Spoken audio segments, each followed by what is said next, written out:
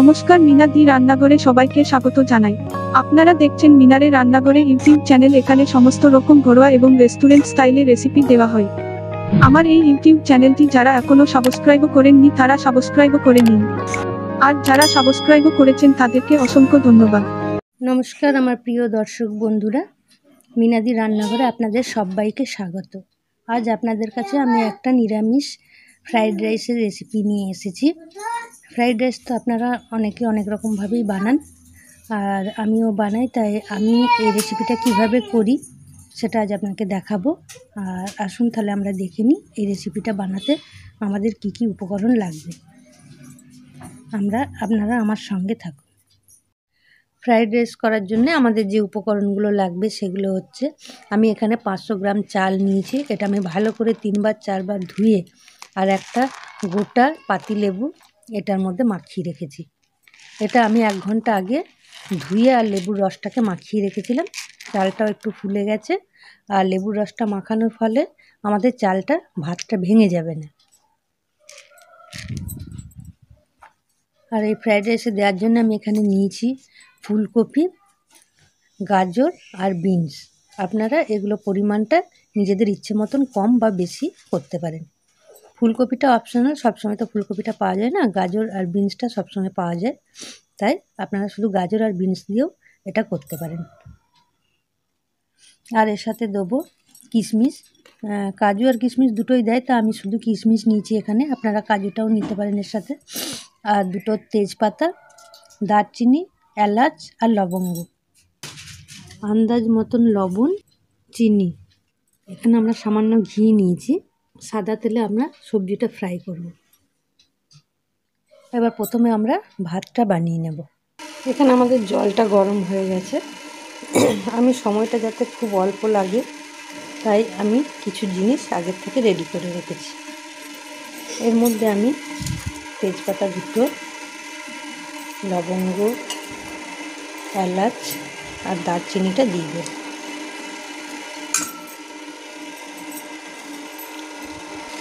আর এর মধ্যে আমি সামান্য একটু সাদা তেল দিয়ে দেবো জলটাতে।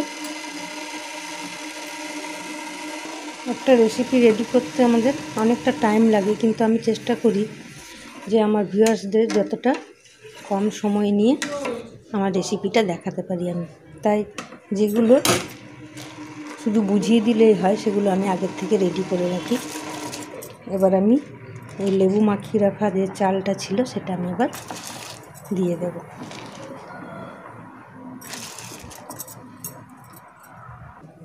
এই চালটাকে আমি 75% সেদ্ধ করে নেব। এই ভাতটা যতক্ষণ হবে ততক্ষণ আমরা সমস্ত সবজিগুলো ভেজে নিই।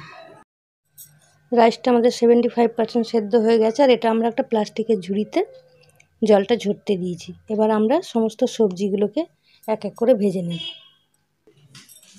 প্যানে আমাদের তেল গরম হয়ে গেছে। এবার এগুলো আমরা একটা একটা করে ভেজে নেব। প্রথমে আমরা ফুলকপিটা দিয়ে দেব।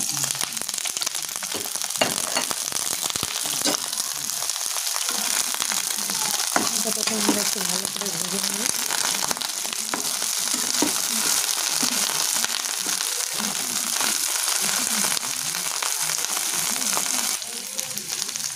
কপিটা আমাদের মোটামুটি ভাজা হয়ে গেছে। এবার আমরা এটা একটু সাইড করে তারপর গাজরটা দিয়ে দেব।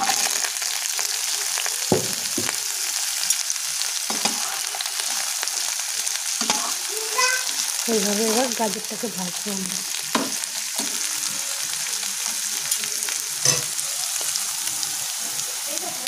এবার আমরা এর মধ্যে বিনসটাও দিয়ে দেবো।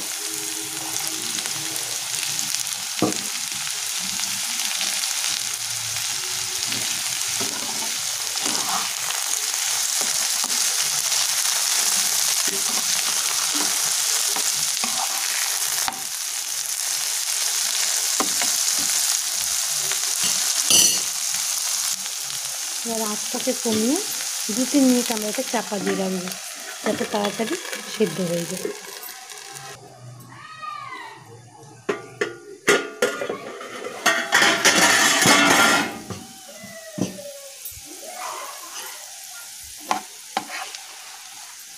2 মিনিট পর আমরা একটু সবগুলো একসাথে মিশিয়ে দেব।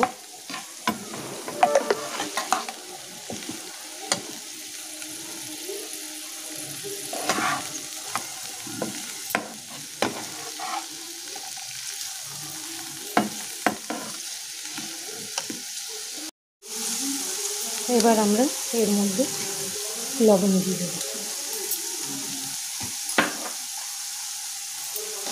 আমরা যেহেতু ভাতে লবণ দিইনি তাই একটু লবণটা পরিমাণ বুঝে দেব।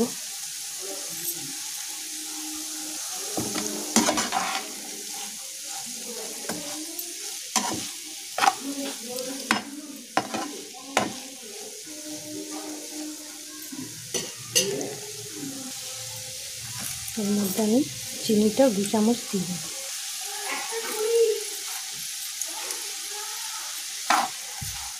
এবার এটা আমরা আরও 2 মিনিট ভালো করে ভেজে নেব, যাতে নুন আর চিনিটা ভালোভাবে মিক্সড হয়ে যায়। এবার আমি কিশমিশটা দিয়ে দেবো। কিশমিশটা আমি পরে দিচ্ছি এই কারণে যাতে পুড়ে না যায়, সেই জন্য।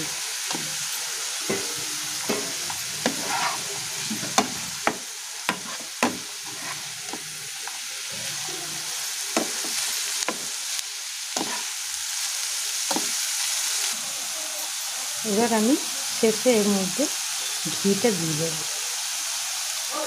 ঘিটা শেষে দিলাম এই জন্যই যাতে ঘিয়ের গন্ধটা থাকে।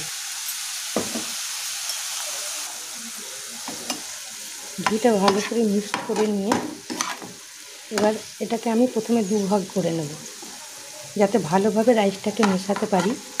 রাইসটাও 2 ভাগ করে নেব এবং সবজিগুলো 2 ভাগ করে তারপর আমরা 2 ভাগে রাইসটাকে মিশিয়ে নেব।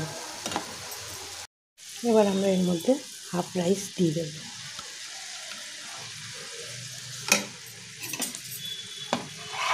এবং আস্তে আস্তে ভালোভাবে আমরা এটাকে মিক্সড করে নেব।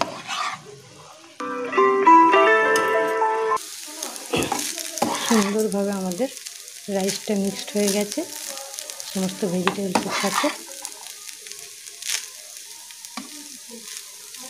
এইভাবেই আমরা পুরোটাই মিক্সড করে নেব, করে সার্ভিং বলে ঢেলে নেব। সার্ভ করার জন্য আমাদের ঝরঝরে ফ্রাইড রাইস একদম রেডি। অবশ্যই আপনারাও এটা একবার ট্রাই করে দেখুন আর আমাকে কমেন্ট বক্সে অবশ্যই জানাবেন। আর আমার রেসিপিগুলো যদি আপনাদের পছন্দ হয় তাহলে অবশ্যই আমার চ্যানেলটিকে সাবস্ক্রাইব করে পাশে থাকা বেল আইকনটি প্রেস করে দেবেন, যাতে এরকম ভালো ভালো রেসিপির নোটিফিকেশানগুলো আপনারা পেয়ে যান। আপনারা ভালো থাকবেন আর আমার সাথে এতক্ষণ টাইম শেয়ার করার জন্য আপনাদেরকে অসংখ্য অসংখ্য ধন্যবাদ।